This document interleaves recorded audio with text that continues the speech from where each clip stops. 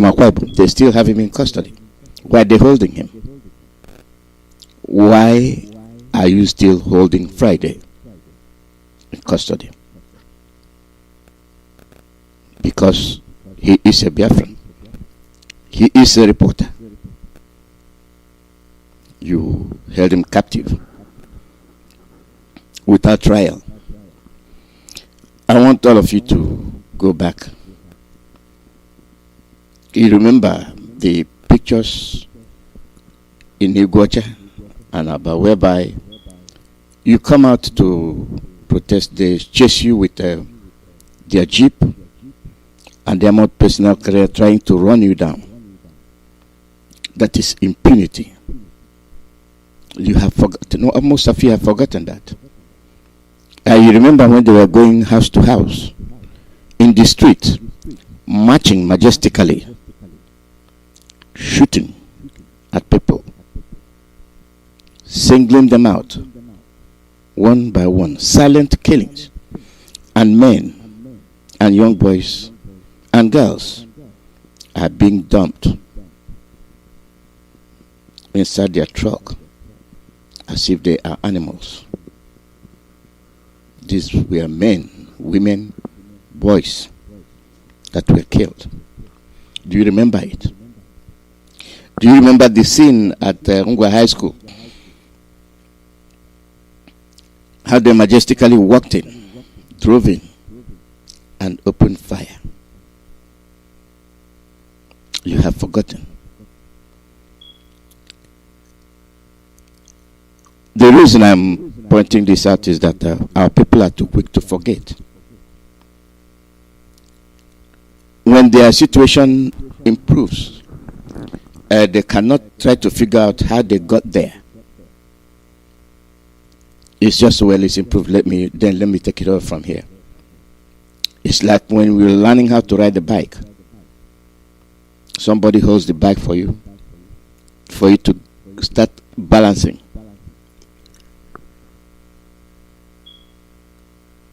Once you take about a few feet, you say, okay, leave me, I can do it. The next thing you do, you roll over. That's what happened. Can many of you remember Mbo on Isha Head Bridge? Why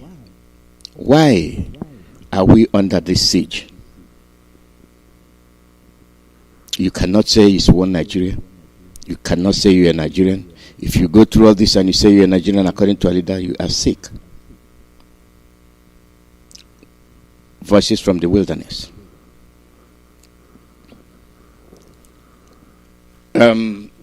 Let me start from here. Maybe you will start thinking. Our situation is unique. It's unique because the world knows our problem, but they don't want to tackle it. They want you to die. They want you to kill yourselves. They want you to be the agent of death for your own people while they stand and watch as you eat yourself. You kill yourselves. You make life easier for them. But do we have the capacity to reason and see what we are doing to ourselves? I very much doubt it. You hear a boundary clash and the Fulanis are standing by, instigating the violence, and foolishly we adhere to the instigation and start killing ourselves. Internal instability, internal disruption. But we're not thinking what happens if they start attacking both communities. Then you start reasoning. Then you start saying, oh, what if? Then you're running for your life. That your boundary enemy is no longer your enemy. Why didn't you reason in the first place? Why didn't common sense prevail? Why didn't common sense prevail?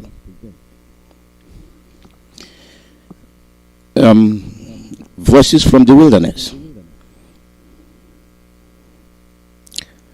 Mark Drakeford, the Welsh leader, this is his comment. We have to recognize that the union, as it is over. We can recraft the UK in a way that recognizes it is as a voluntary association of 4 nations. This is by Mark Drakeford, Welsh leader. What is he saying? A lesson from Nigeria. He is saying that Nigeria is dead. Nigeria is dead for good, because the 4, North, East, West, and Middle Belt, or Midwest,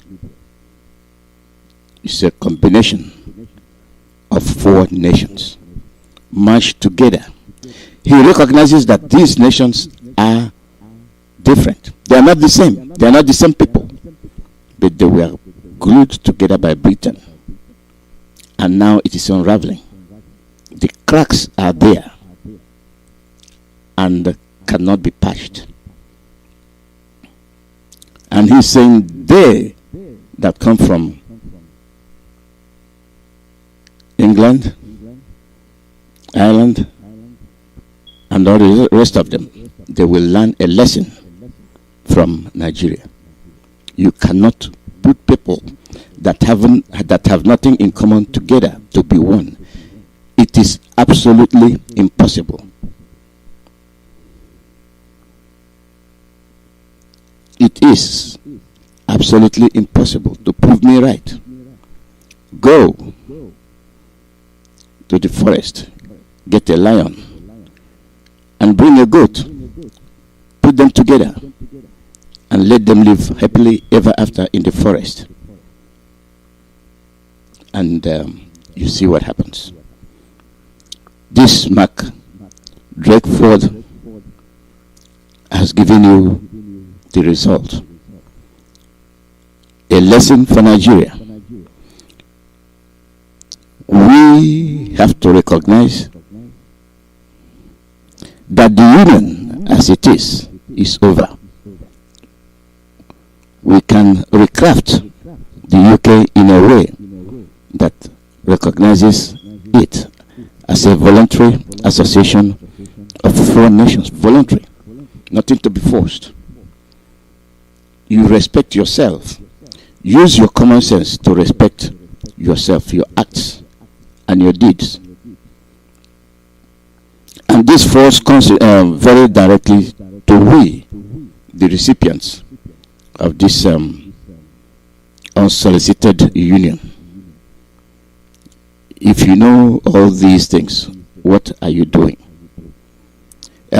You saw, I gave you the view about the 2017, 18, 19, 20 situation. Did you see the height of the crimes these people were committing? They thought they have cornered you. They thought that they have tied you up. And everywhere you go is barracks. Barracks. They even started erecting more barracks. And that is the final journey to kill many Biafrans. Police became the den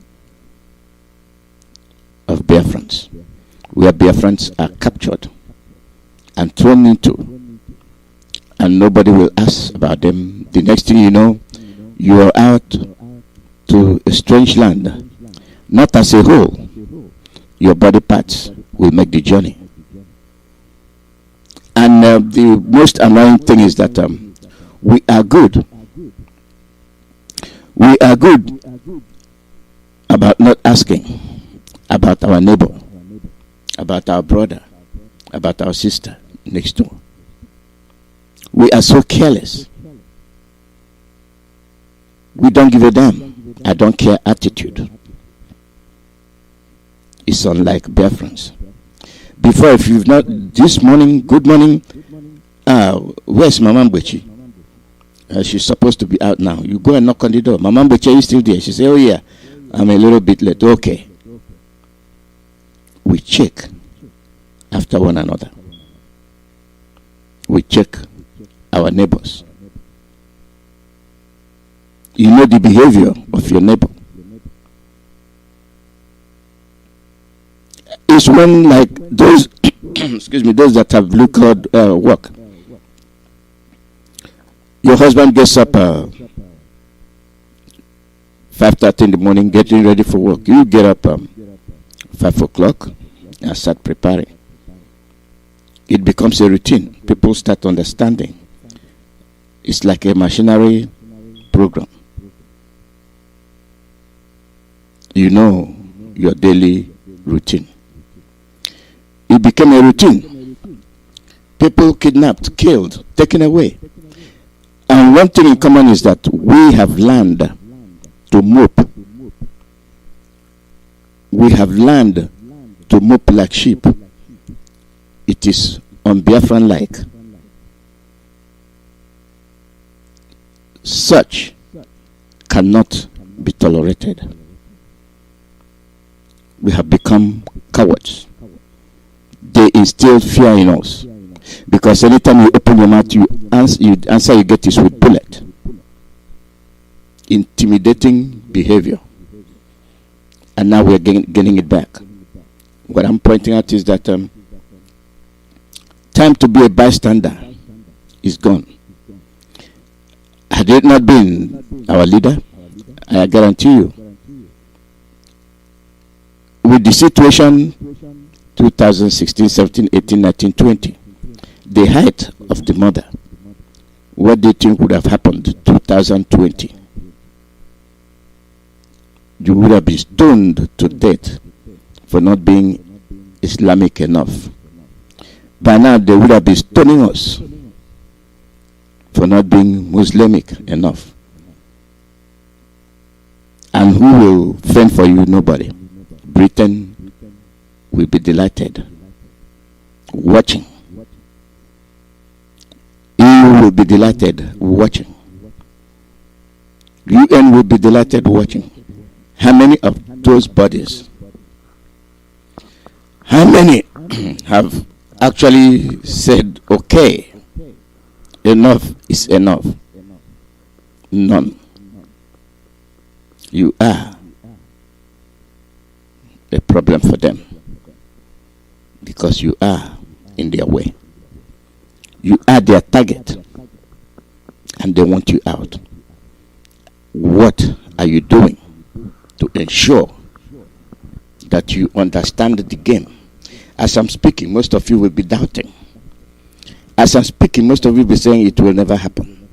That is the nature of our people. Voices from the wilderness.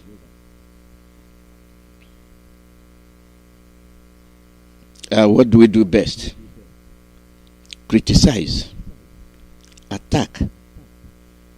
Anybody that is trying to save you, attack him. And what do you get in return? Why are you engaging in that behavior? What will be your reward? Is your reward going to be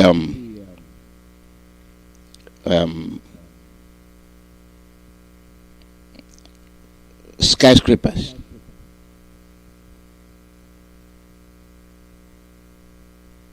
What?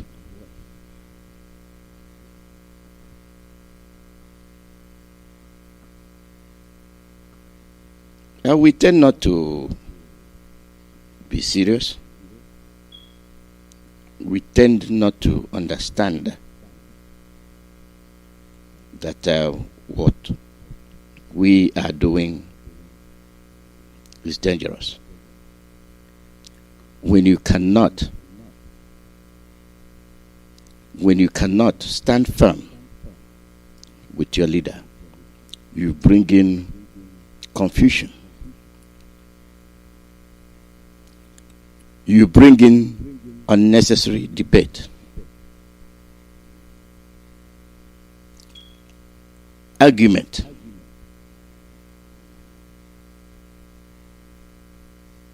What are you arguing about?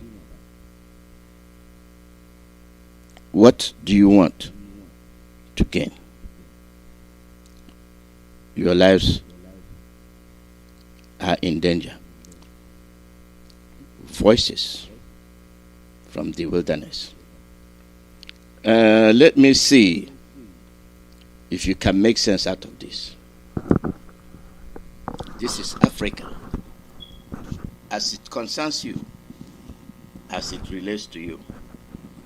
It does not make sense that Africa can have so much, so many resources, yet Africa still languishes in poverty. We have banks that we don't own. We have education systems that we don't own. We have curriculums that we never wrote. We have political parties that don't service our own interest as people. We have passports. They don't give us access to other countries. They have access to our countries. We don't have access into their own countries. And that's supposed to be democracy. They have embassies in our own countries, and yet they put the same countries in sanctions. What sort of a system are we talking about if we're addressing the issues of African democracy? African democracy is a crippled child who is sitting on a wheelchair, a paraplegic wheelchair.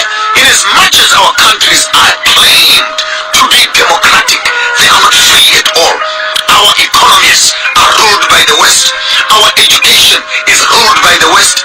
Our medicine is given by the West. Our diseases are managed by the West. Our populations are managed by the West. Our technologies are imposed on us by the West. So which part of us can you say is democracy? The same countries, they sponsor a government, they sponsor a surrogate government, the government gets into power. After they're in power, then they put the same government in sanctions again. What do they want from us? These colonizers, what do they want from us? You wanted our gold, we took it. You wanted diamonds, you took it. You want our children and our body parts? Your harvest in Africa is a harvesting ground of livers and kidneys and hearts. What do you want from us as a people? You took our art. You took our kings. Destroyed our civilization. Up to now, 400 years later, the colonizer is still watching to see how much more he can get away and harvest and pull and rape and take away from the African people. And all this comes under a big umbrella. Africa is going to become a democratic state. But in the midst of democracy, what democracy has been able to do more than anything else, it is to solidify the borders of segregation between nations. The border between Zimbabwe and South Africa, put more fences, put more dogs. The border between Zimbabwe and Mozambique, put more fences, put more dogs. The border between Zimbabwe and Zambia, put more fences, put more dogs. Botswana and Zambia, put more fence, put more dogs. And all these African countries walk around each other in funny little ties, flying around the countries, sitting around United Nations, Africa Union, and we are discussing issues of democracy. The first idea when Africa wants to discuss democracy is how do we restore the African dignity by destroying the borders that separate the African children. My grandmother is Shangan, Mozambique, on my father's side. My grandmother is Venda, on my mother's side. My father is Karanga, and my grandfather on my mother's side is Ndebele. So how can you put a border and a passport for me, that for me to go and see my grandmother's houses in Mozambique, I need a passport. To go and see my grandmother in South Africa, I need a passport. I must go to Pretoria first, go to Harare. I can cross the river, the Limpopo River. And this is the form of the democratic Africa that our leaders are constipated with. I'll spill the beans as loud as clear. African democracy identifies a few educated, parotic Africans who become political parties. And they talk in cahoots with the funders, the colonizers. They walk into power not to help the African people, but to look after themselves and maintain the system for the colonizer. Insurance companies are in the hands of the colonizer. The banks are in the hands of the colonizer. Manufacturing industries are in the hands of the colonizers. The pharmaceuticals are in the hands of the colonizers. Medicine, clothing in the hands of the colonizers. Technology in the hands of the colonizers. You'll be shocked to discover we are still slaves and servants working working for the colonial system. I'm not insulting any political party, but I want to insult their insensitivity that they walk around and campaign. I am saying this from Nigeria to Uganda to Kenya to Ghana to Zimbabwe to South Africa to Botswana, anywhere in Africa. Tell me one political leader who has made an intentional business of improving and establishing factories for his own people. Sit around approving business budgets for what? Just take that money, open industries, take that money, open up mines, take that money, open up agricultural farms, have food for your people, employment for your people. How complicated can that be? The model to follow is Dubai. Look at Emirates. They have nothing. All national fund. Use the national fund to make Dubai a capital city of industry for the whole world. Here we are in Africa. We have cocoa, we have bananas, we have coal, we have platinum, we have diamonds, we have oil, we have weather, we have tourism, we have everything. But in the midst of all these resources, our African people are still languishing in poverty. Can I ask you, the intelligent ones, what is the problem of Africa? What is the problem? We have the resources, we have the universities, we have the education, we have the skills. What is the problem? The problem is we are trained to maintain a system that does not benefit us. We go to school to learn to maintain that system. We train our children to look after the system. Our political system has no will at all to empower the local people. It has no will. There's no political party that wants to remove bread from the mouth of the white man. That's a fact. Because all these political leaders are eating with the colonizer. So how can you destabilize a system that is giving you food? So it's a typical state where Uncle Tom kind of boys who now are being told you are not like them. You are a better black than them. Please, you can eat here, you can sign here, you can own this also and that, and before you notice it, 5 years, 10 years later, our political leaders have just become rubber stamps in government for pushing a European colonized agenda. I'm still looking for a country that will take its own resources and improve its own infrastructure. I challenge all the African political heads across Africa. Go to Dubai, not to shop. Go and study. Go and study how a place that has nothing has been able to change its course from a desert to a capital city of shopping in the world. Go there and study. I consider South Africa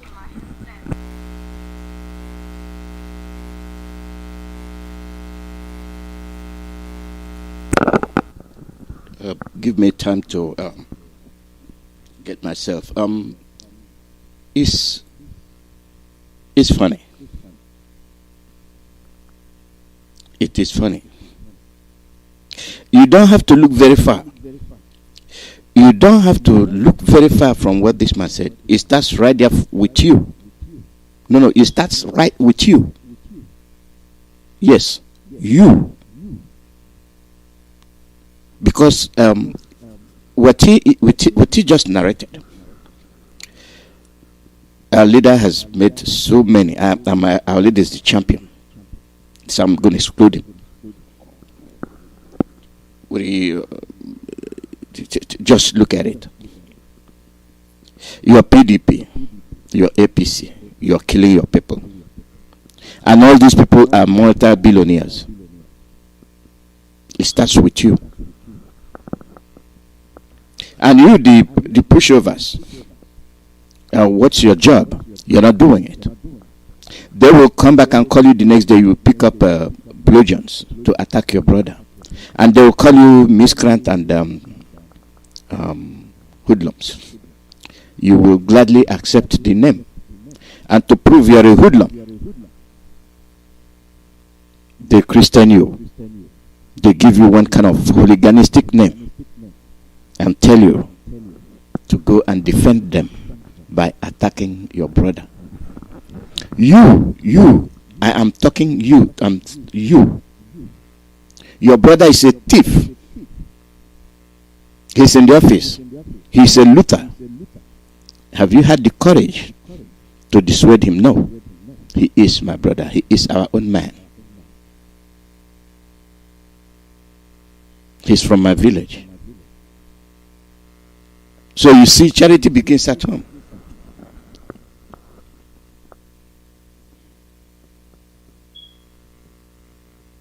What are we doing to ourselves? Do you see the in-depth of the colonization? And you think you are somebody or nobody. We are living in a very precarious age or period. We can be wiped out any day. I know you will tell me it will never happen. They imported vaccinations, the lowest quality. China recently nabbed some fake vaccine producers, and they know the market. Go give it to Nigeria, they will buy it, and lo and behold, Nigeria will buy it, and then shoot their own citizens with fake vaccine, killing their own people because they want to be cheap. They cannot afford anything. They cannot produce anything. Living from hand to mouth. And you say you're proud to be a Nigerian. And we're telling you, let Biafra go. We have an understanding about what is going on in the world. We have an understanding about the way these Europeans perceive us. We have the understanding about what they think we are capable and incapable of doing. For your sake, let us go. For your sake, let us go. Because when we assail, you benefit. If we don't sink, you will be happy. You will be happy you let us go because of the benefits you will gain. Let the Oduduwas go. They can. They have the manpower. They have the brain. They can challenge.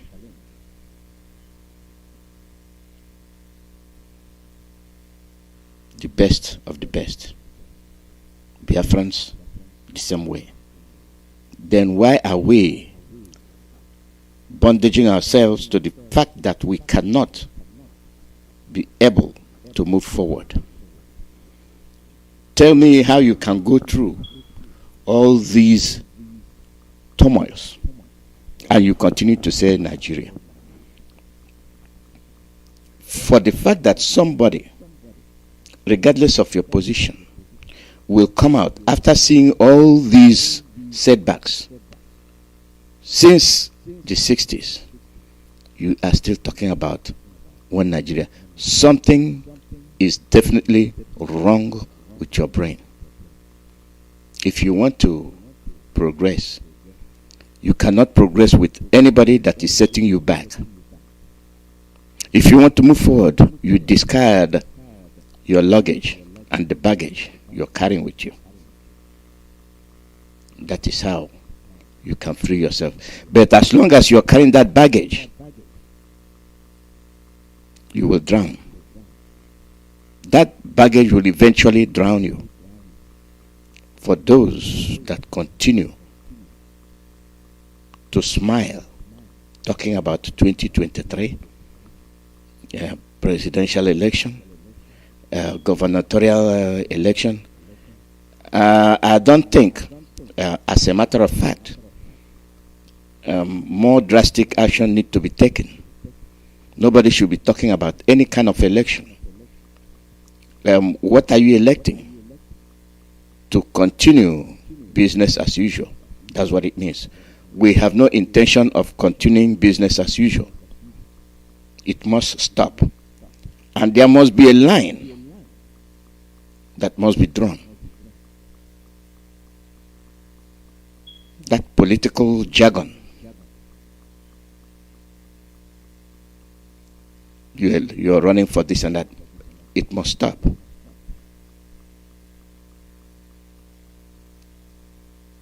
How can you be talking about these things? You don't have a president.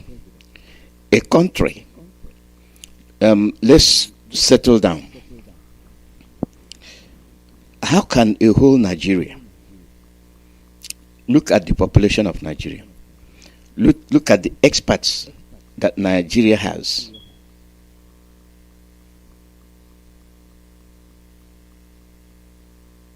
and they're all over the world.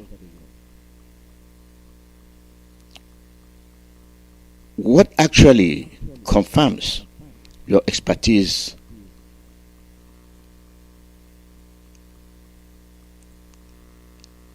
totally you're assuming your president is dead? We have challenged you several times.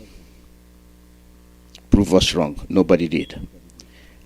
And nobody can say we want to see the president. 2017, you have never been addressed by your president.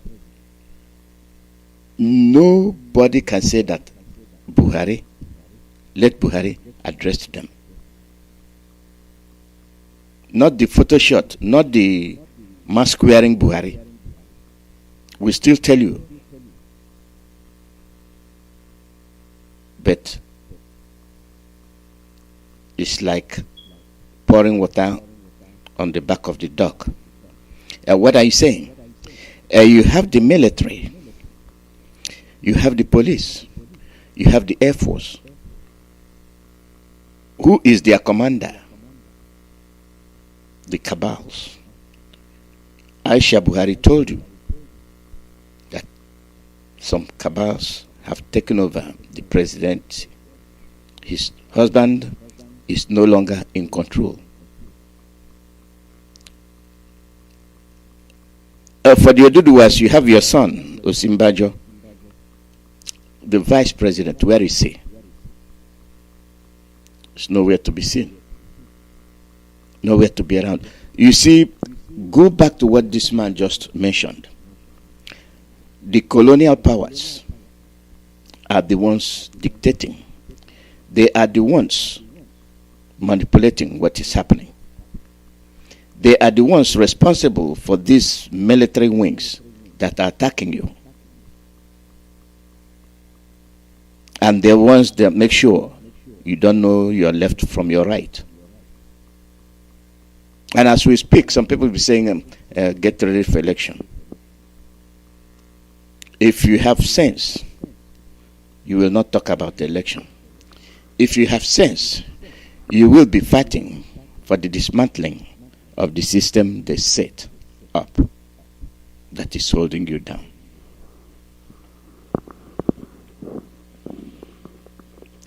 If foreigners can understand that you have a problem, why can't you understand that you have a problem? And let me get it right here. I am mad at our people. I am angry at our people. Moping like sheep. Charity begins at home. Even from home, whatever you want, however you want to put it. Common sense you cannot buy. I talked to you about being a coward, not responding in a timely manner to events that require your attention. Who are you going to blame? Biafrans have most of us are foolish. And for the fact that you are not taking the situation very seriously, you will continue to make those mistakes. You cannot differentiate your enemy from your friend or from your brother. We gave you serious warnings and calls about boycotting the cattle or the cows. It took a while before it started sinking in. And we warned you. We told you about the guards you bring into your house, the Fulani guards you bring in to protect you.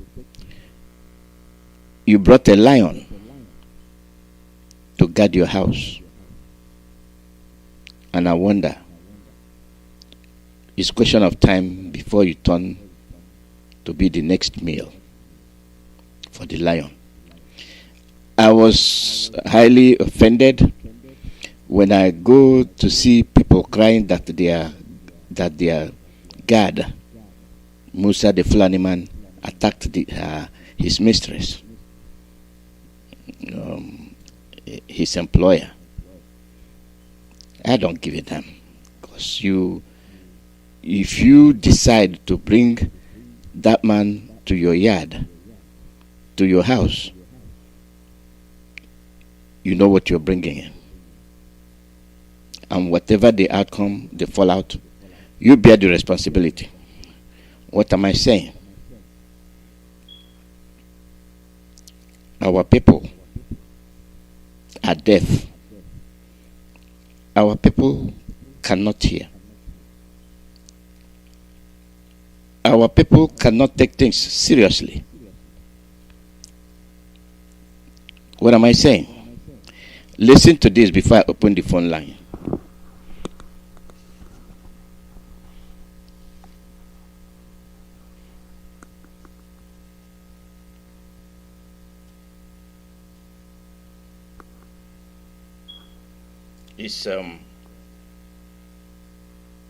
It's about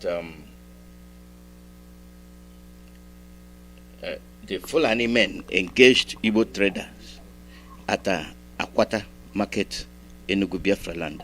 Let me read it to you. This happened this night at the popular Akwata market of Enugu, where a Fulani man attacked Igbo trader, which resulted to a very serious fight that made some people to scamper for safety.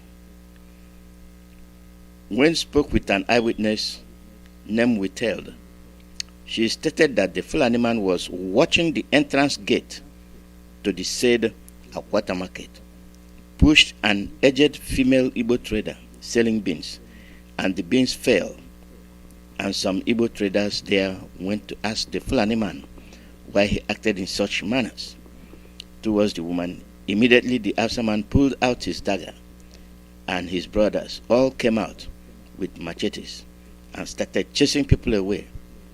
The number of casualties could not be ascertained, as we are still making investigation to bring you the full details.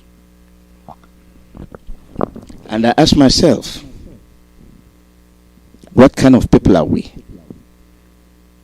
Every day the market is on fire. This is why your market is on fire. When you go and bring the Fulanis to be the ones to guard your market, what do you expect?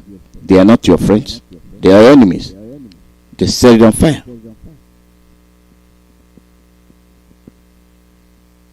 And now at Akwata market the same. Without any hesitation, you told us the Fulani men are the guards watching the gate. And the most disheartening aspect of it is that they pulled their dagger. Now, what you are not understanding that is that they are positioning themselves as the lord of the market. They are the ones that own the market. Why can't Nnamdi be the gate man? Why will it be Musa? And without no respect, see how he treated your woman. Is what we're saying. and then you decided to scamper for safety. Where are you running to? We're always good at scampering for safety. We are always good at that. You have a problem, stand like a man and tackle your problem. No, you're scampering for safety because you don't want to be injured. But the thing is that the injury you will sustain might be little when compared to what would happen to you when they actually take control over you.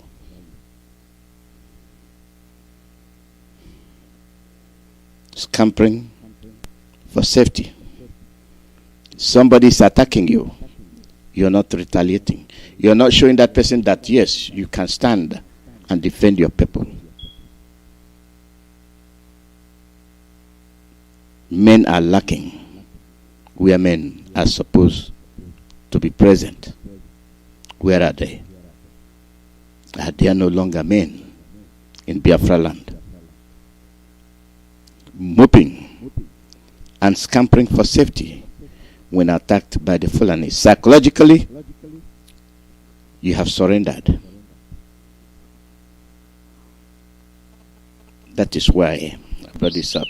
Let me get these messages out of the way. I have forgotten already, and this is why I do it first. Because once I get into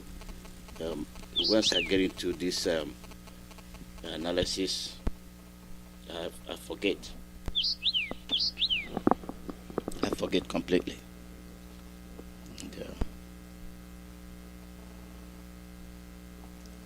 Give me a second.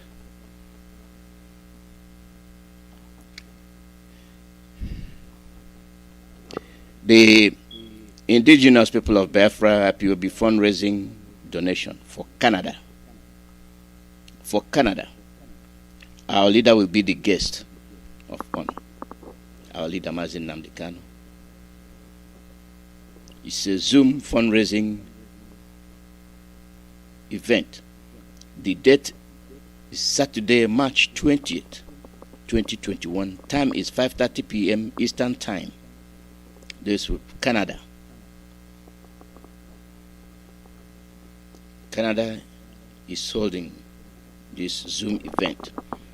And the phone number to contact is Joy Ochiaboto. The telephone number is +1 647 408 5003. And the other number you can reach is Chief Collins Ogoke.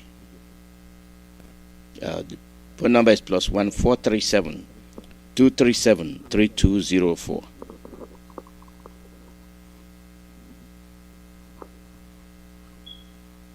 That is for Canada.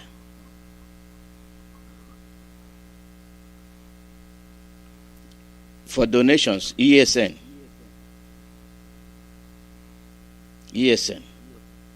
For those in diaspora, North America, the account name is Indigenous People of Biafra Patriots Inc. The routing number is 044 000037. The account number is 669 680 115. I'll give you that routing number again. 044 000037. If you're using Zelle, IPOBOsana@yahoo.com, IPOBUSANA@yahoo.com. And we have international donors. The name is Indigenous People of Biafra Patriots Inc. The account number is 669 680 115. The SWIFT code is CHASUS 33. CHASUS 33. The bank name is JP Morgan Chase. JP Morgan Chase. For other donors, go to www.ipob in usa.org/donate. www.ipob in usa.org/donate. Go there and make your donation. You're expecting something good from our ESN. You give them the support. It's a widely request, and we think we can do better than what we're doing. And the call line is +1 484 767 0848. +1 484 767 0848. We will continue to pray and ask Chukwu Kikabiama to guide and protect us. All those people wishing that they want to be a president. I don't know which one. You're not ashamed that the world is looking at you because you are incapable of making good decisions when it comes to your future. How can they respect you? How can they respect you? The Oduduwas have taken it upon themselves to do what is right, and they are doing it. They are doing it. The Middle Belt should do the same. Back to what I was saying. You had a leader mention Coker, Reverend Coker. This was the same man talking about the violence of the Fulanis. And it keeps bothering me how after that you can go back to say Nigeria. It bothers me. Caller, your name and where you're calling from. Good morning, Emeka. I'm calling from the USA. Thank you for a good one, your time. I feel for our people every day. History will remember you for good. Mazi, how upon all these brokers, our leaders, these brokers every day, upon all the way you are take time, and yet our people are still having as their this one is more than a shock to me. When our leaders mention that something wrong with the brain of the average Nigerian people still don't know to understand. And our leaders said about 2015 that buying and selling a mega yard. How was market not born? Fulani upon the killing every social media. So the market will wait there. I say how it full. And then the Fulani get fun. There's one Yoruba lady last year. He came back from London, living in London. Man, all their people in the night. I raped this woman. He beat her. He even escaped. He killed her house help. The woman managed to escape. And yet, you see people having them as a security. Must you have security? They say, come and help them for some new nation. Don't need security. Flower. We see somebody that have their big house. Only for flower is the same. When you have and never have, nobody think bad. That you want to suppress other people. It's right time everybody open eye. They say every fool as a security. You have to know to come out dagger. So fool now put fear in everybody's mind. And again, you're talking about the vaccine. They're bringing vaccine. They know that Nigeria is a dumping ground. Because Nigeria is the only country in the world where a Fulani Hausa person without even class elementary one result will be selling medicine. And people will be saying, yeah, give me body pain medicine. Is that a country you want to live for your children? I mean, whenever I see people, educated one, what is that? for New Year. They don't have cash. They have a pharmacy. How can I get a good vaccine?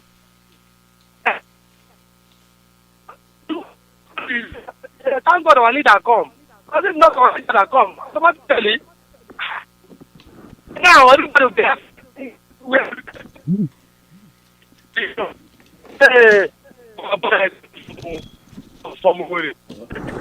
Islam is good for peace. But it's fine, dog.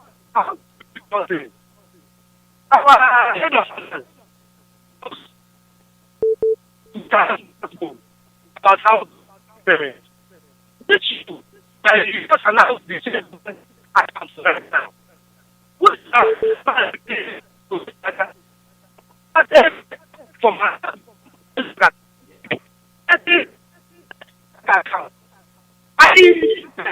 contribution and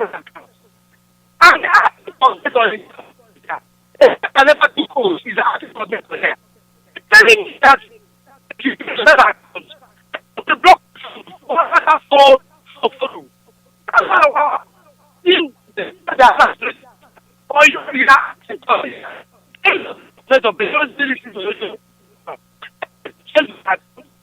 and the funny is the head of this that gives me the stamp of the account which pass the officer.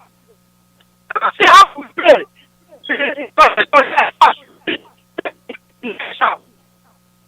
No, it's online banking. Check back bills and back. We should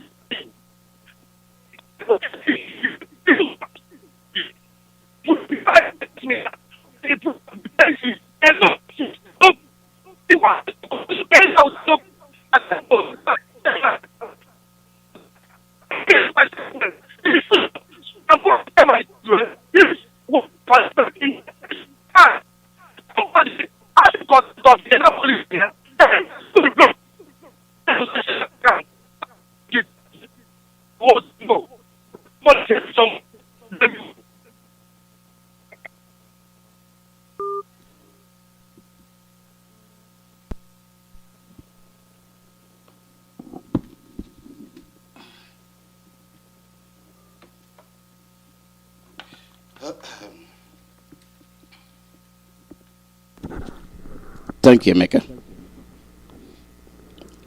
It is very painful, really painful, very. Caller, your name and where you calling from?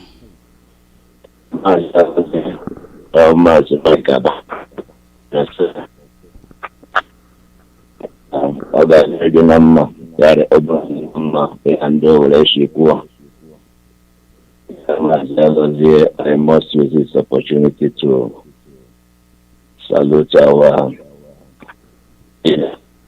Mazi, the cow.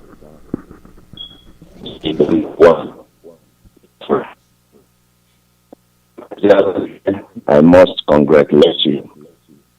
Anytime I hear your voice and rejuvenated.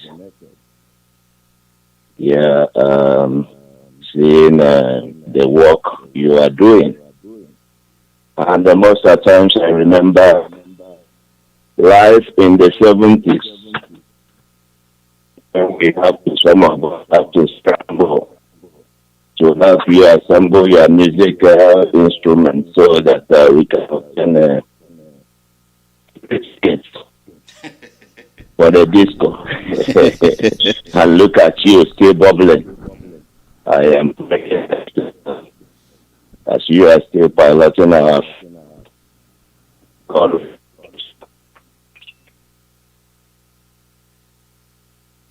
We say Biafra in Jesus' name. Yes, because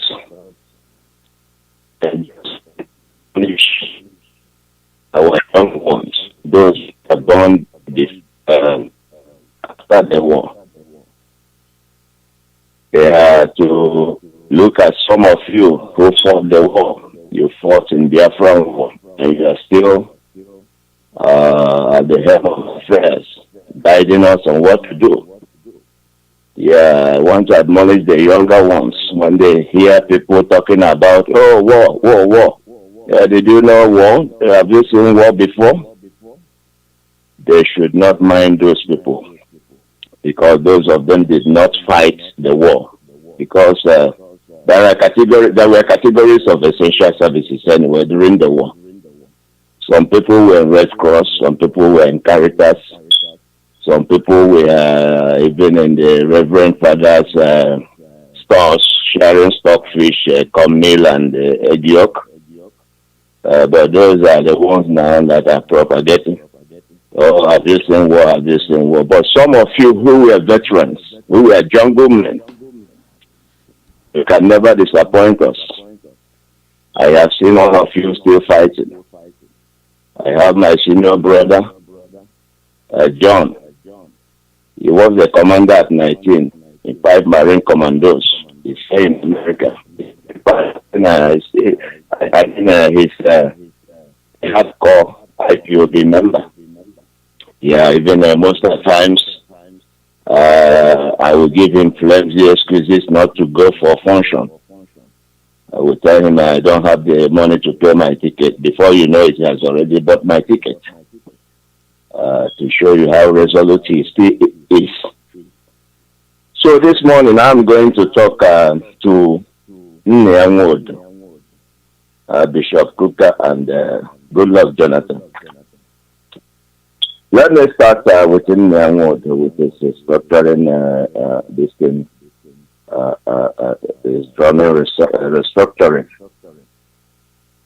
Nneamwood, let me remind you the question Julius Nyerere asked Gowon in Addis Ababa in 1968.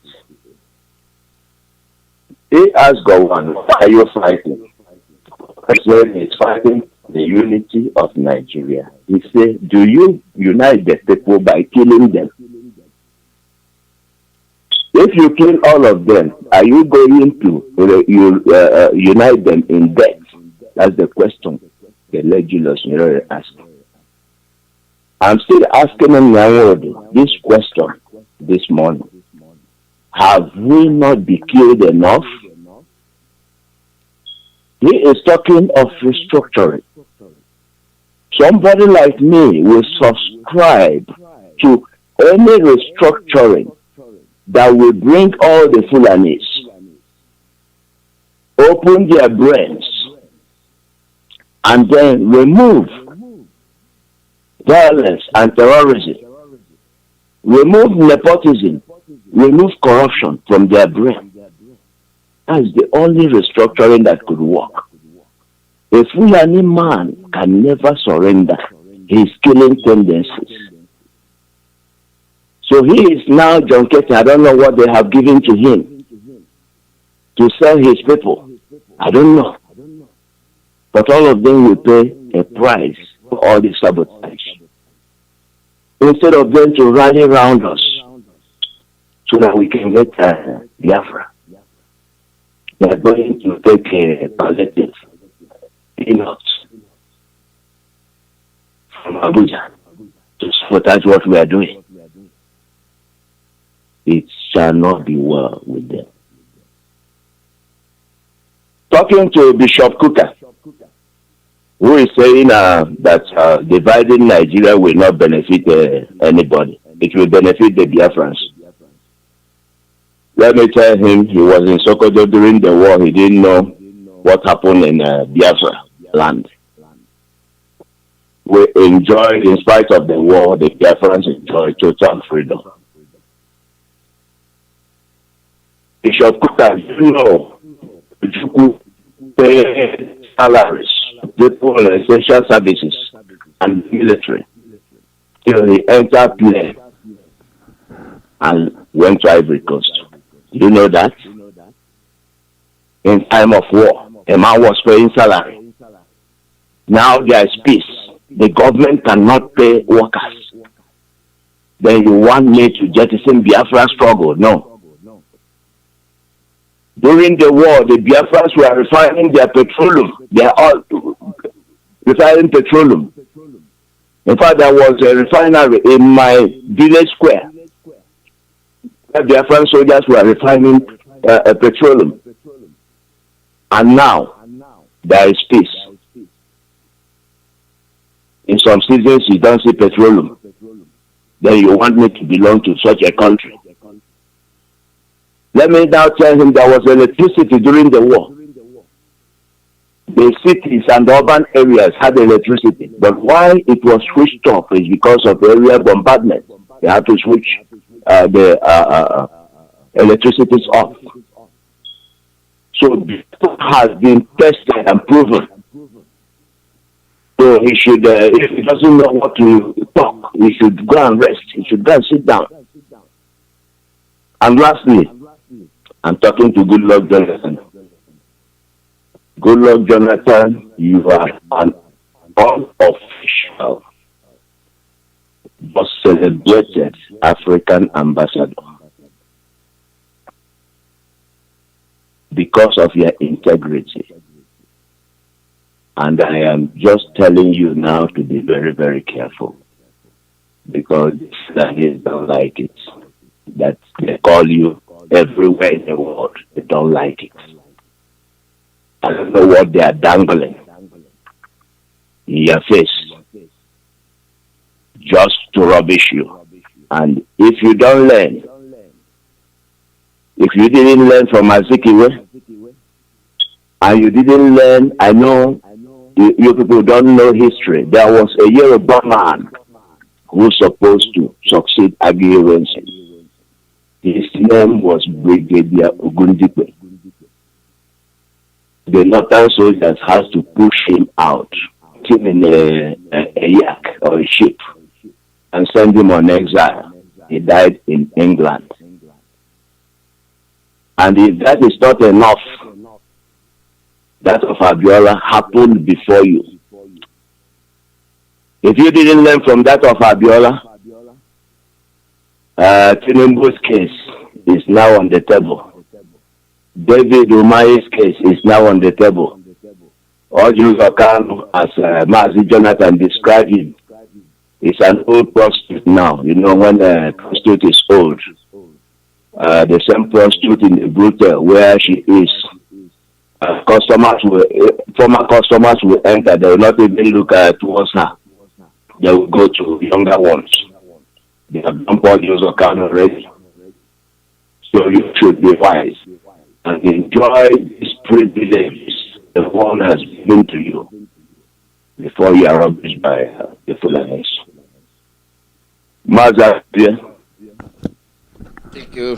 Let God continue to guide you. May God continue to protect you. You too. I pray for you. I pray for Mazi Ike Peters and all our broadcasters and all our medias and ESN, IPOB worldwide. I'm still doing vigil for unknown soldiers, unknown gunmen. Although I don't know them, their spirits, but I'm still praying that they should continue their good work. Thank you very much. May the Almighty God continue to guide us in Jesus' name. Amen. Thank you. The call number is +1 484 767 0848. +1 484 767 0848. All these people, they are witness to what's happening to us. They live in the midst of our enemies. They know who they are, and they know what they do. When you're praying, will you be praying for safety or for your death? Caller, your name and where you're calling from. Yes, Alozie, my name is Alozie. I'm calling from Texas. Welcome. Yeah, thank you, Mazi. It's been a while. I want to, first of all, align myself with the last speaker. There is something we are not getting. I mean, people in Nigeria and people in Africa. And this, you must the cart before the horse. I'm going to be very plain. You cannot talk about restructuring without talking about referendum. People have come together and agree.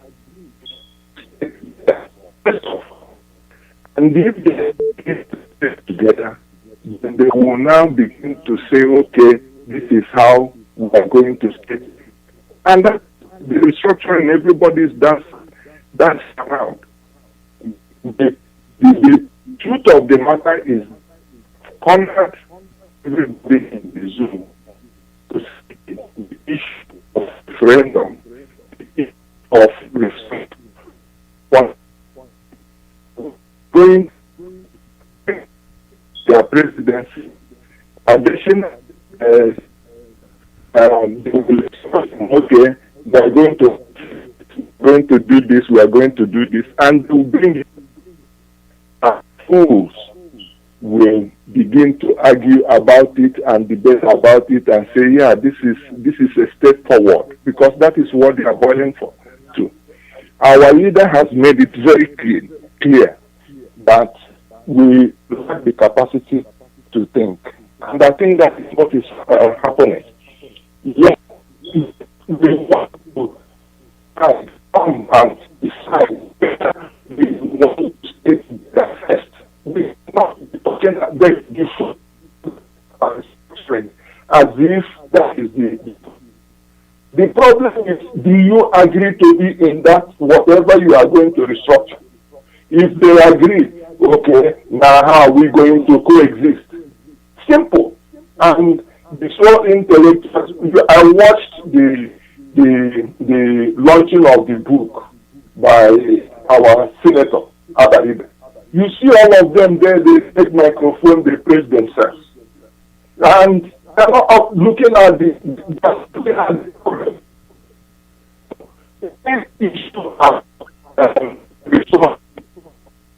You have to let the people first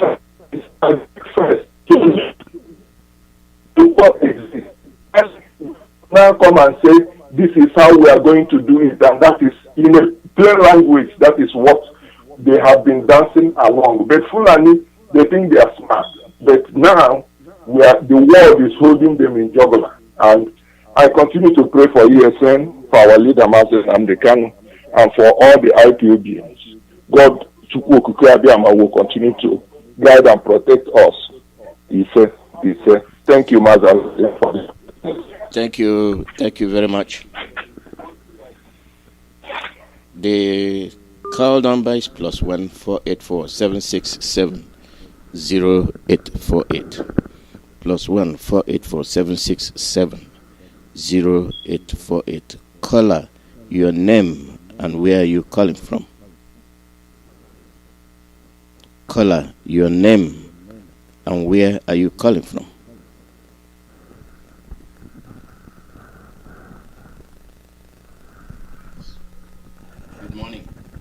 Good morning, my brother. My name is Mazi, my man, Mazi, I am calling from United States of America, and I reside here in Washington, D.C. I am from Amibo. Amibo is Nolo. Amibo is the home of the tiger, and Amibo is the home of King Jaja of Ipob.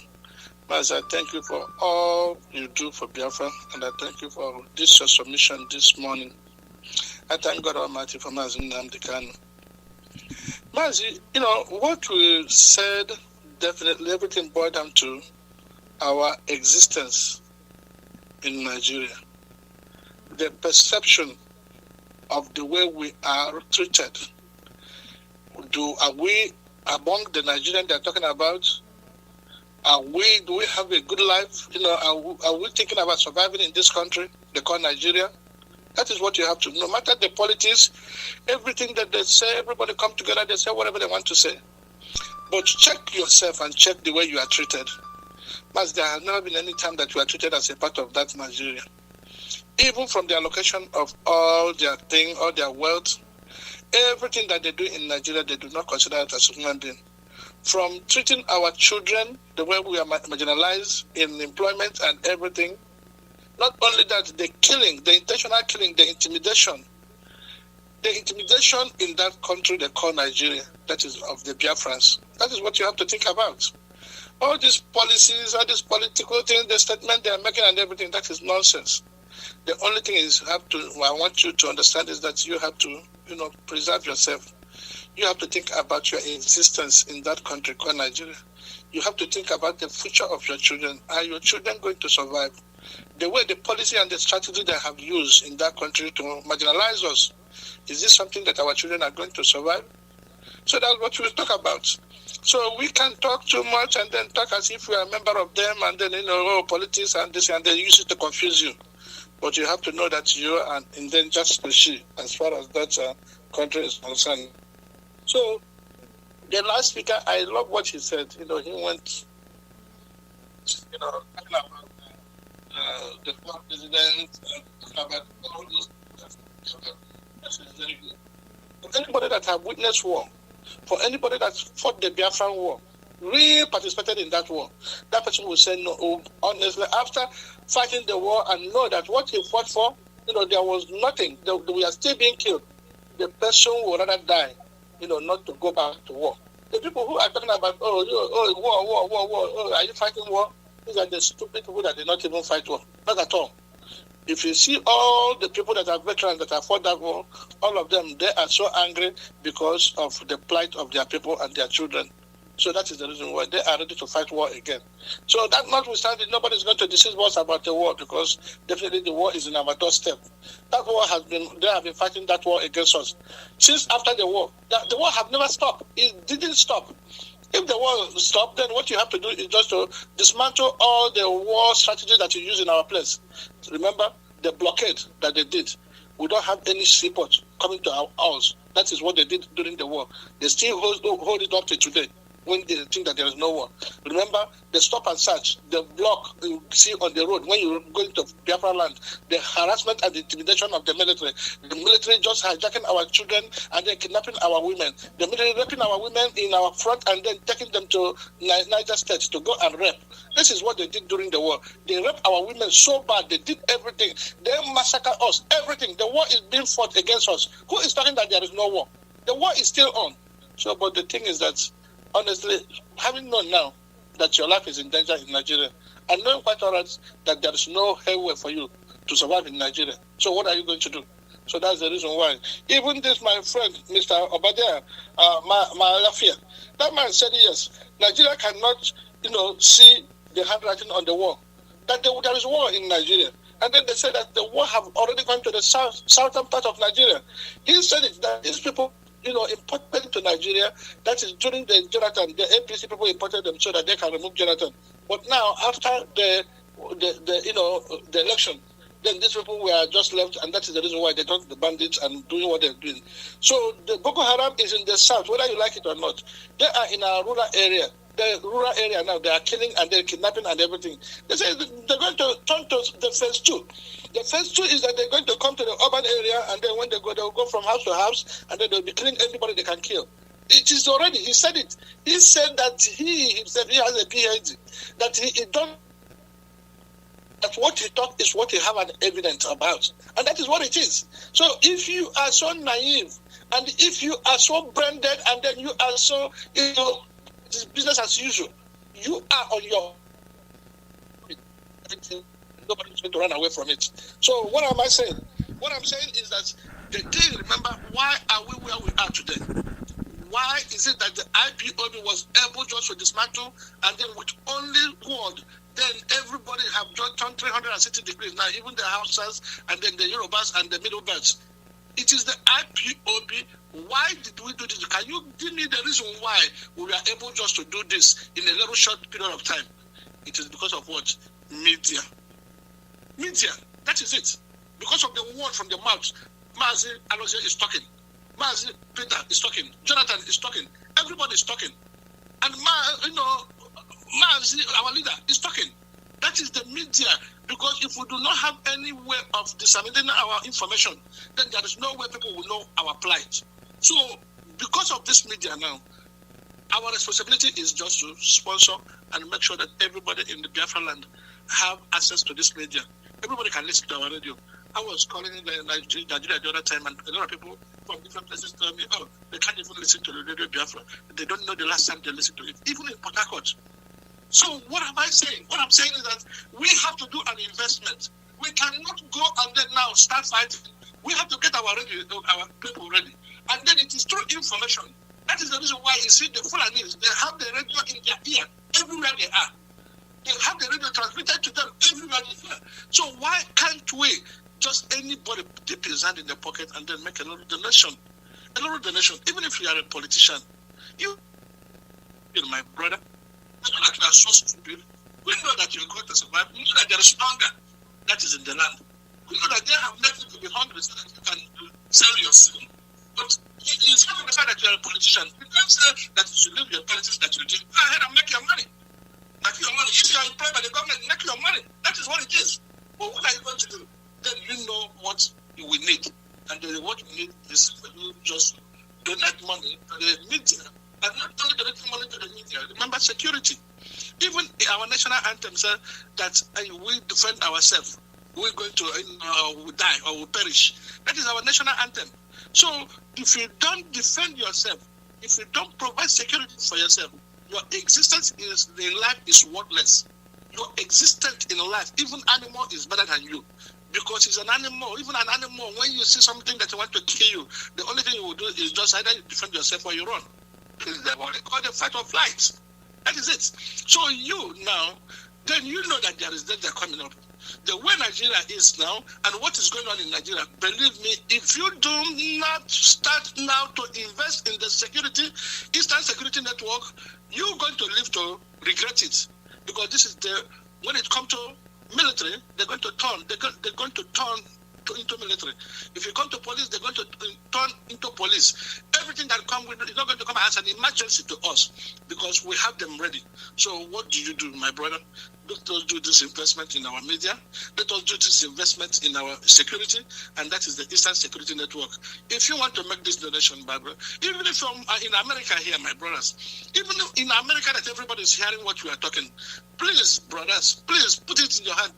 Touch your heart, let it touch your heart for the security of the person you left back home, your elderly mother, your elderly father, your brother, your sister, your uncle, your nephew, for all those children, for the people that are less privileged, everybody that is in the Biafra land, having known what we are doing, and then we are here enjoying ourselves. Please let us remember that we have to make a provision for our safety and our security in that land. And this security that we have now is the security of the people, by the people, and for the people. This is the security that will not take any bribe from you. This is the security that will not, harass you. This is the security that will, prevent you of just make the Fulanis not to go and then take over our land or rape our sisters or rape our mothers. This is the security that will just provide security for you when you travel back to Nigeria. So, Mazi, what am I saying? What I'm saying is that please let us support the media. Let us support the Eastern Security Network. You can support the Eastern Security Network by going to our website. It's very simple, easy, non-complicated. Go to Google, use your smartphone, type in www.ipobinUSA.org/donate. www.ipobinUSA.org/donate is very, very simple. www.ipobinUSA.org www.ipobinUSA.org. If you want to make donation to ESN, you have to go to www.ipobinUSA.org. If you want to say thank you to Nnamdi Kanu, you have to go to www.ipobinUSA.org. If you want to make donation to Biafra, you have to go to www.ipobinUSA.org. ipobinUSA.org/donate. Very, very simple. This is for the Eastern Security Network and for our media, so that everybody will hear the information. Thank you, Mazi, and God bless you. Thank you, Mazi Odejaka. Thank you very much. Thank you. The call number is +1 484 767 0848. +1 484 767 848. It is our future. How will you like to have a country where everything is moving, where you are in charge of your own destiny, where nobody will try to inhibit you, stop you from doing what will make you very progressive? This is the Biafra we are looking for. If you listen carefully to what that man said about Africa, which I said you should identify yourself with that man, you see that whatever we do affects the outcome of what we're expecting. You are either a proud individual that stands for injustice, or you're a proud person that stands for justice. When you see bad, call it bad. It's no good. And when you see good, call it the way you see it. That is the way things are. You cannot continue to hide, giving wrong information, attacking that person who is out there to save you. After all, what do we gain from that? What do we gain from confusion? Trying to confuse people. Call out your name and where you're calling from.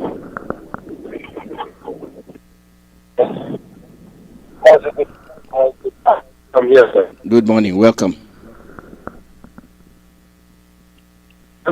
Me. Yeah, we're hearing you. Go ahead.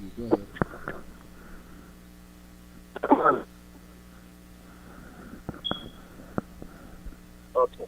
Mazi is calling from. Mazi, I want to thank you once again for the great job you're doing for us. I actually want to appreciate you so much about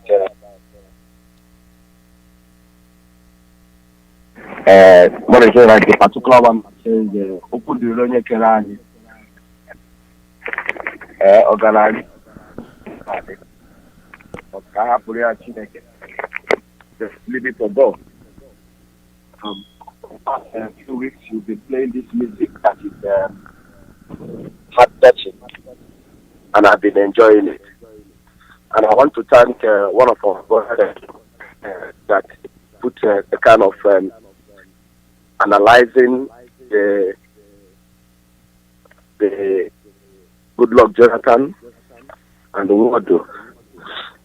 So the question that was asked to go on during the Biafran War, which he is still yet to answer the 5 million people that he killed. My brother, I want to say thank you so much, and I want to plead to our people once again to support yes. And I know that our freedom is here. But what is happening in the zoo when they're talking about restructuring, just like one? How do you talk about restructuring when you have not asked people if they have agreed? Because from what we know at Biafra,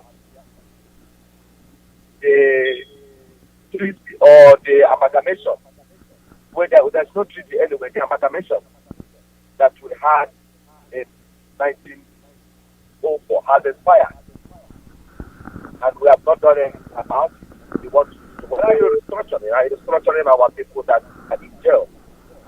Are you restructuring kidnapping and killing people? We have not even done anything.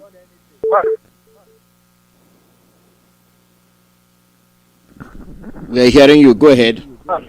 Yeah, we are listening. Go ahead. Okay. Have been killed. Two kids in Biafra land. You are not police from the house to import. You have to structure that. That building is in Kano or Kano, you have a land. You have land. Land is not. You have one land. Why are you looking for our land? Take your cows and then so you can put your cows there. coming to people and trying to take the away from us. And you're talking about it. My brother, like what our brother said, I want to call on Goodluck Jonathan to stay away from what he is doing. Go and eat the glory that Africa has given to you. Don't destroy yourself and your family. We acknowledge your proverb that you give the other day about the snake and the frog. And that is the only thing that I know that every Biafran should know about. That once you are together with a Fulani is telling you even now, you're talking about restructuring usually. Why like the program, I'm so upset. I'm just gonna say this and I'm gonna give other people the chance. You paid something that one of a man was saying. How do you open border for Fulani to come into Nigeria and we cannot travel to that place without a passport? And you open and say you want to give the country to Fulani, and our people are talking about election and restructuring. What is wrong with this? You should wonder. You should come, Mobodo and the rest of them, and the governors and useless people talking about restructuring. You should go. Are you people not insane? Are you not mad? Are you not mad that you are not asking about your people that was arrested, that are not IPOB members? Indigenous people that come from your village. Issue maybe Warunu. Araba Buchukwa Muntani Nene Koku lesson na restructuring. Thunder go fire all of you now. Thunder, I they pray for men unknown government. I they pray for ECN. Make us support them. Mazi They will. Thank you very much. We'll be moving forward. We are going home. The call number is +1 484 767 0848. When you let's look at it in a different angle. Why would they even bother bringing their cows to come and occupy our land? And you don't even think about it. You don't think deeply why that should happen. It is that moping behavior we have, moping attitude. Something will be happening. We fail to attack it in time. We leave it until it grows root.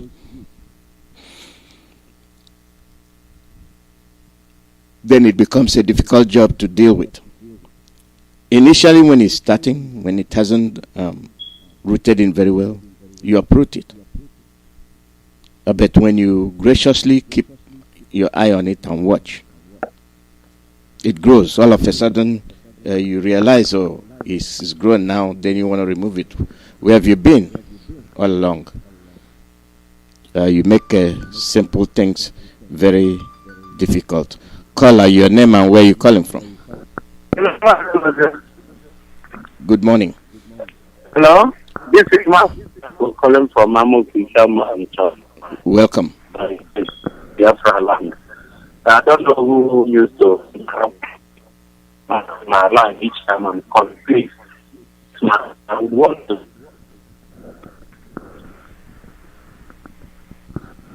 Go ahead. We are listening to you. Go ahead.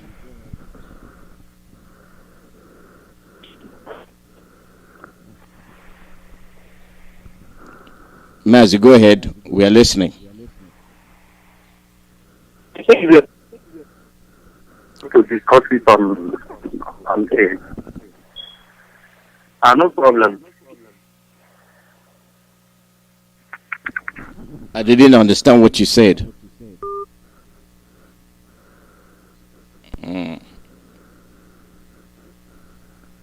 The call number is +1 484 767 0848. If after the broadcast I call you, you're supposed to. You can text me. Send me a text. Because after the broadcast, I'll stay here waiting, and the call is not coming as you promised. I have to go and do other things. So I prefer you send me a text, then I can respond to you. Send me a text.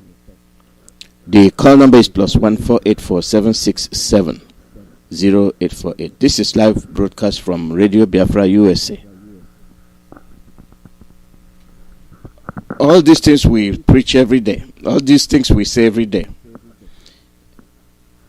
do we actually have to be repeating these things? Are we not supposed to be happy with the message we have received and act on it? Caller, your name and where you calling from?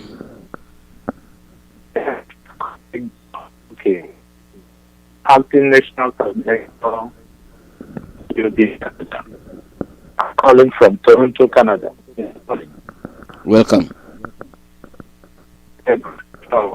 Alozie. And to congratulate you and thank you for the good work you're doing. I'm also praying for success and life and steadfast love for our leader, Mazi and more especially the establishment of the end to safeguard our people, protect the silence. I pray that everyone should have the spirit to put it in prayer every now and then. Because it's only by prayer out of God that will begin. You see what people in the zoo country, even in our home, most people do not give him the support he did to liberate us from the shackle we are under Nigeria.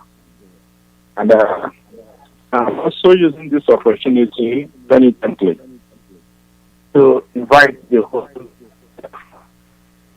people through our Zoom launching of ES Canada. We want to do as others done. We want to contribute our own. See that the ESN is going on.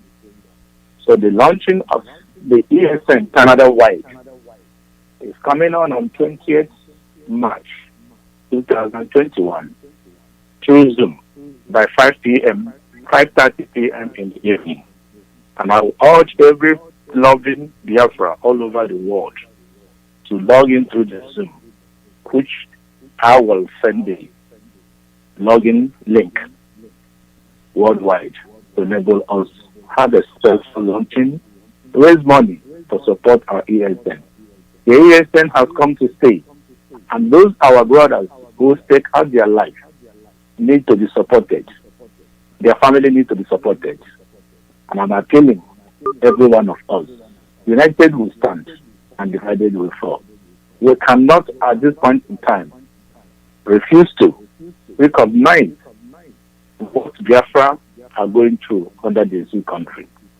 And it's only our sincerity, believing in the hard work and truthfulness of our leader, Mazi, can take us to the promised land. Once more, Mazi Alozie, I thank you so much and encourage you to continue with the good work you're doing through this communication. God will see us through. Thank you, Chief Collins Ogoke from Toronto, Canada. Thank you, Chief Collins Ogoke. Thank you very much. I had that announcement earlier, and I wish you all a very successful drive. We need it. Our safety is paramount, very important. And when we have the ESN on the ground, we have to rally around them, make them comfortable, make them happy, make them understand that we care about them. Nothing gives them courage other than what we are doing. They understand that we are behind them. They understand that we are them and they are us. It is very, very hopeful undertaking that we are making. And where would we have been if this hadn't taken place? Where would you have been with regard to your village? Most of us would have by now run away.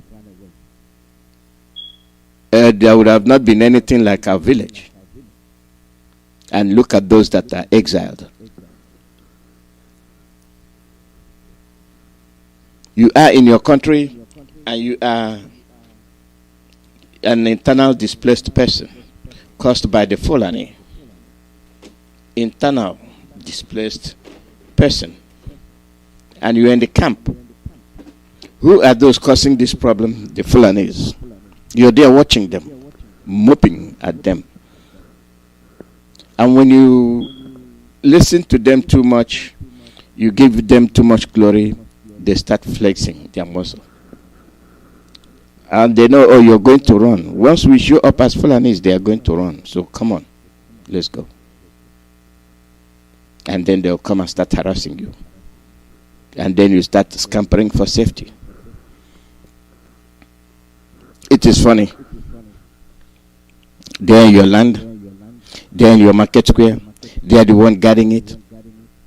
How did it happen? How did it happen? Does it mean we don't have anybody that can challenge whoever that made that decision? Or is it I concur? Yes, members. How far is that going to take us? You let your enemy guide your resources. Resource control. Your market is where you generate your income. Why will you let Fulani man be the watchman or the gate man? Maybe that's what's responsible for the fires you have in other market areas. Or you're very comfortable leaving Fulani man to be in charge of the fire. Or you thought you have a shade. No, you gave him the part to be in charge of the fire. So he will set it up whenever he deems fit. Call out your name and where you're calling from. Good afternoon, Mazi. Alozie speaking to me? Yes, good morning. Welcome. Is this a signal by any means? This is direct line. Hello? I'm hearing you. Go ahead and talk. Okay. I just want to know the platform I'm calling on. I don't know if it's signal or straight line. Yeah, this is straight line. It's not signal. Okay. I just want to greet you. My name is Ifanchukwu Madabuchi Ezu. I'm calling you from the Kingdom of the Netherlands. Welcome. I just want to talk about, that Farouk Adamu and his gangs. It is because our politicians are giving in to detrimental policies like their Ruga, their cattle colony and grazing reserve. So they give this Fulani feudalist impetus to come into our land and to behave like we are fools. Again, if we hear now, we know now that some of our governors and some of our traditional rulers and some of our businessmen, politicians, they have cows, and the Fulanis are rearing the cows for them. And so when the cows are destroying things, it doesn't perturb them because they have the cows. So these are the things. I don't know what have gotten into our people that they become so selfish. It is mind-boggling. If you see what is going in southern Kaduna, in the Middle Belt, Benue, Plateau, Adamawa, Nasarawa, and so forth, you see that these Fulani people come normally. They came in as pussy cats. You give them a place to live, and then they start killing the residents, expanding their stores, and then driving away the residents to the point that they have to run into exile, like happened in Ogun State, or is it Oyo State, that ran into the Republic. And this is the people, some people are still telling us election 2023, so that we make election to remain in that kind of situation. And that is not obtainable. We cannot have it. We must not have it because enough is enough. They have ruined our lives. There's not been saying that. That's the fact of life.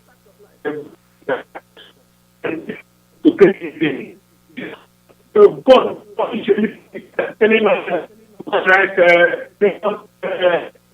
while our people stand up and what really you have against Fulani that are trooping into Nigeria. There was a time from God knows where. These are high to stand.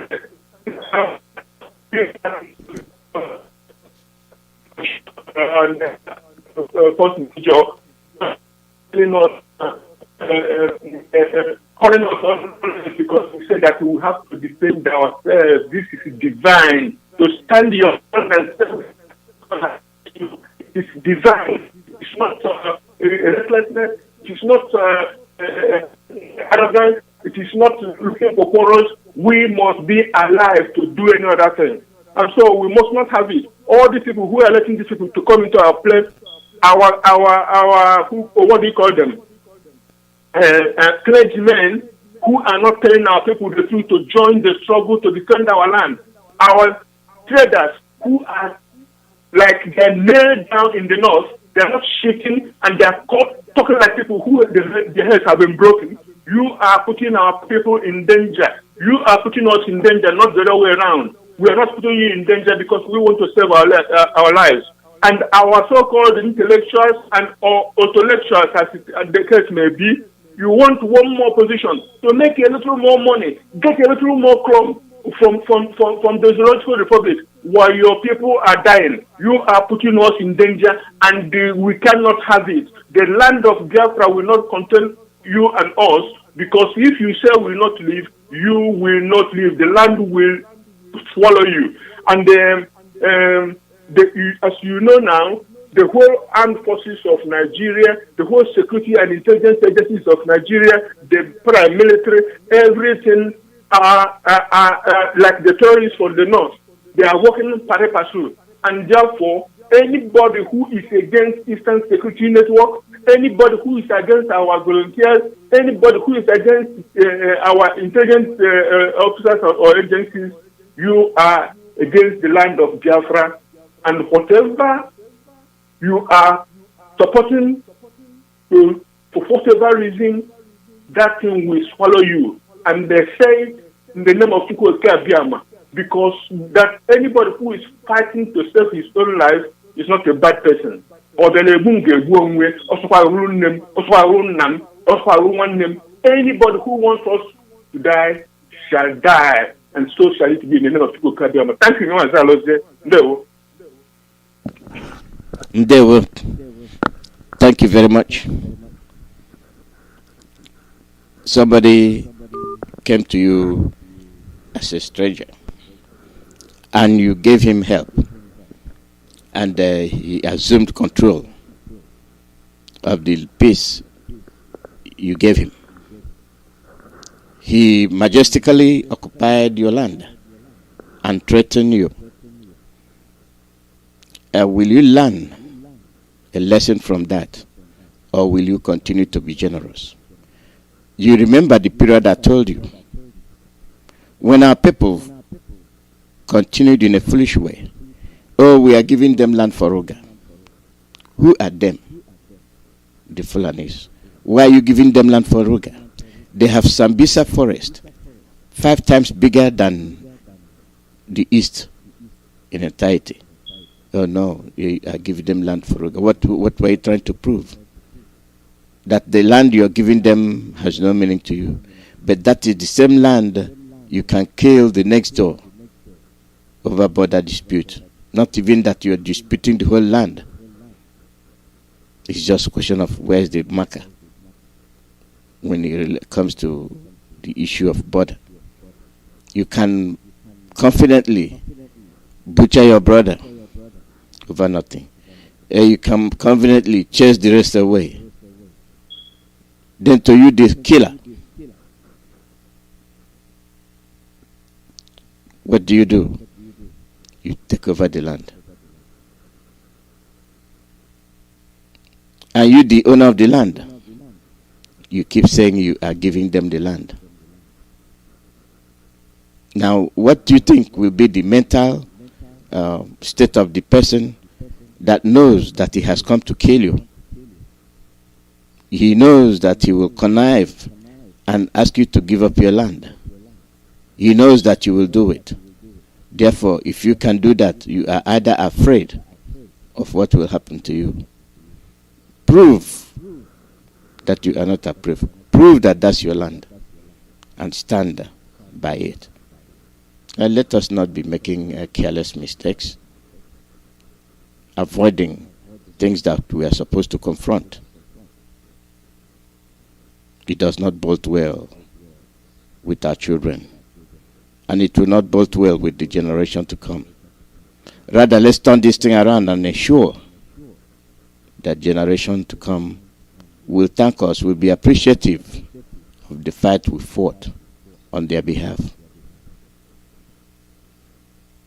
Most of us will go through this and not even stay to enjoy the Biafra. Most of us will fight to get it,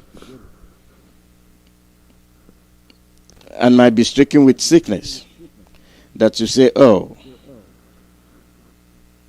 but at least you saw Biafra.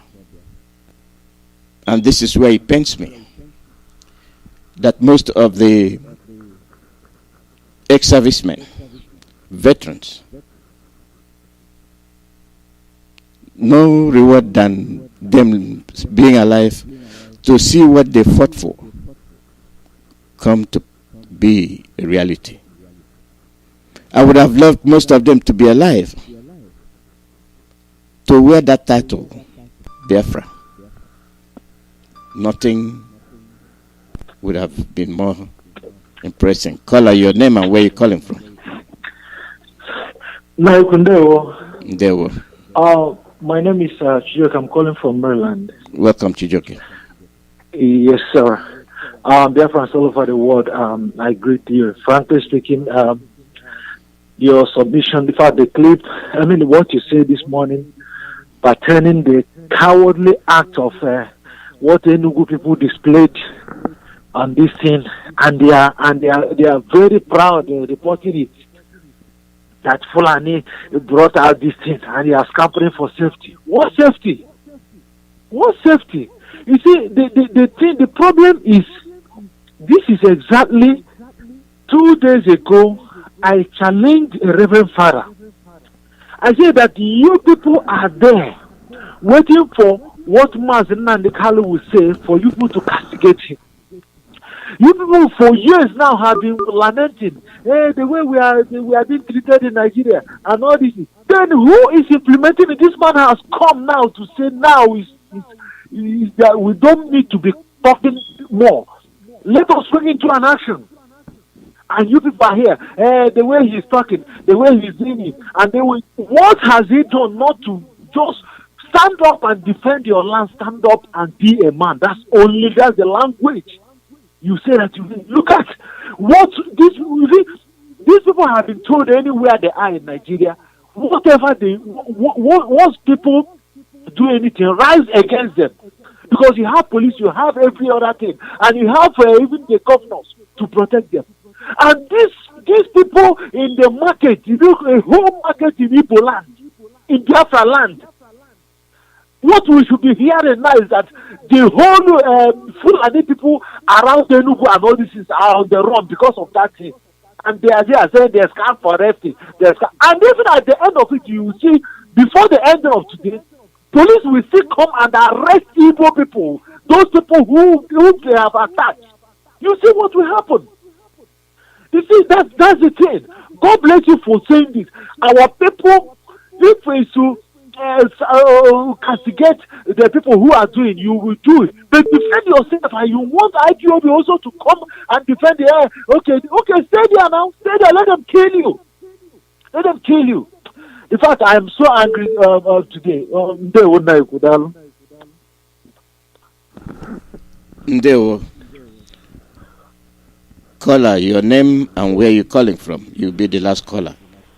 Your name and where you're calling from. Good evening. Good morning from Mazi, here. good evening. This is Oche Biafra calling from Ahaba. Welcome, Oche Biafra. Yeah, Mazi, for your earlier program, you are talking about how they are bringing every state, they are bringing barrack. Yes, we know now they are bringing barrack because they want to subject us, they want to continue to intimidate us.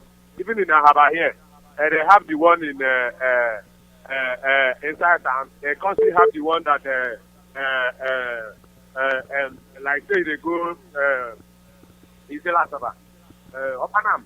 Yeah, there's a new one. But if you go to that place, there will not be the house inside you. All those Alamadris, soldier camp.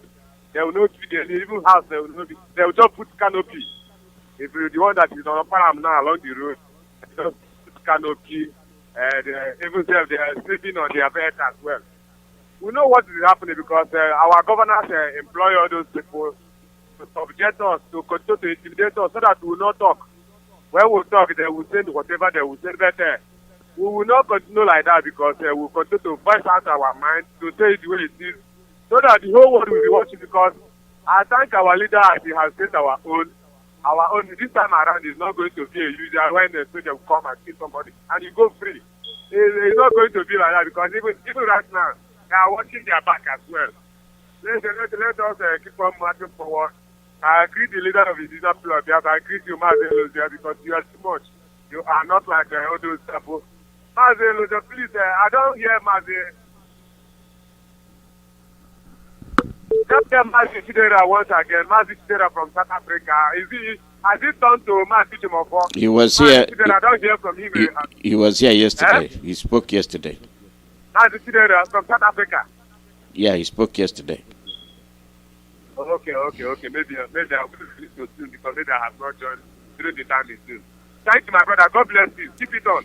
Thank you. And I hope you're not referring. I hope you're not referring to the other Chidera that was cut off. We have one Chidera that is no longer with us. Okay, caller, your name and where you calling from. Make it very fast.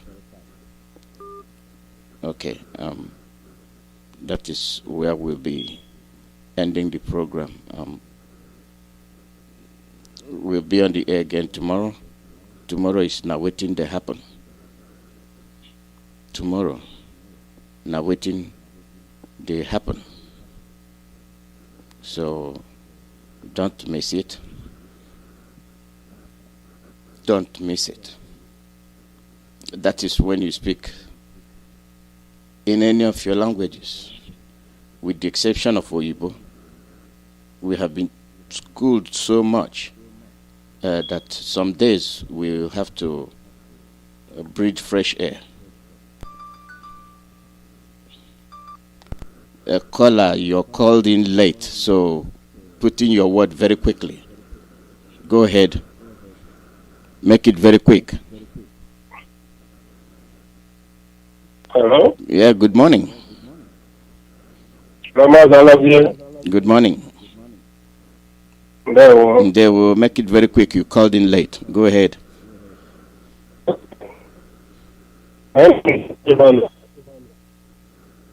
Chukwu Emmanuel, go ahead.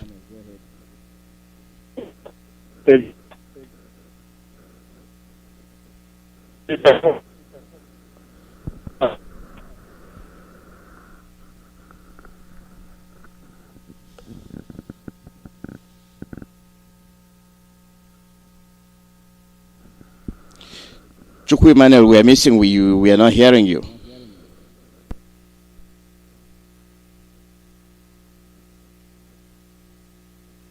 Chukwu Emmanuel, we are missing you. We are not hearing you.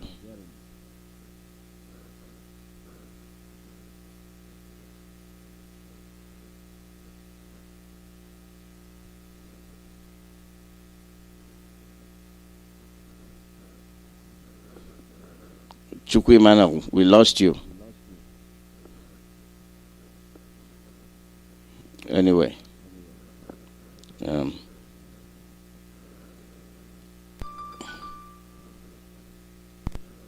Yes, Chukwu Emmanuel, we lost you. Go ahead. Hello? Your line is not good. We lost you. Go ahead. Yes. I'm a native of Ishagwebo State, Biafra land. I greet my leader, our leader Mazinam Dekano. I greet all principal officers of IPOB members all over the whole world. This morning I want to make it very clear that any person that is talking about restructuring Nigeria is the enemy of people. There is nothing like a restructure in as Nigeria is concerned. Nigeria has been a dead country over 4 years.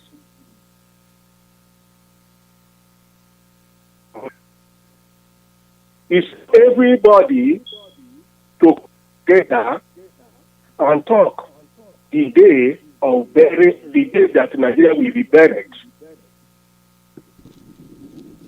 But everybody will go to his own way. For everybody to talk about the Nigeria, you see, and it's even everybody who is better than the person. And any person who claims that he is a top God, Nigeria, that is praying for Nigeria to move forward, but to sponsor Nigeria, that person is a gift of Satan. Because in Nigeria, Satan is living inside Nigeria. I said, okay, Nigeria is a place where Satan and Lucifer are living. If you watch out what is happening in Nigeria, there's no place on earth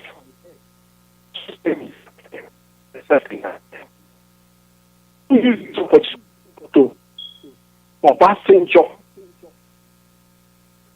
T.Y. Danjuma,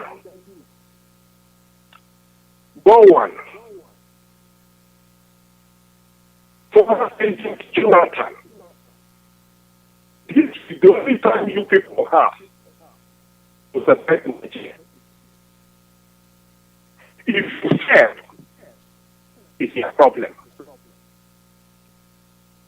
The time you are alive, because you don't know how many days, how many weeks, how many months, how many years you are going to stay here and you will die. And that money you pack in so many countries, you cannot take any of them. All of you. Chukwu Emmanuel, we're out of time. Call back tomorrow. I'd like to. All of you have to make it possible. In the name of one Nigeria. Thank you very much, Mazi Alozie. Thank you. Yeah, call back tomorrow. You called in late and we're out of time. Yeah, thank you. Thank you. Yes, people are not facing their issues. They beat around the bush, trying to be politically recognizable as their house is burned, as the marauders occupy their land. They are talking rubbish. And you wonder where they are coming from. You wonder what their agendas are. We are done, and like I said, tomorrow is now waiting to happen. So,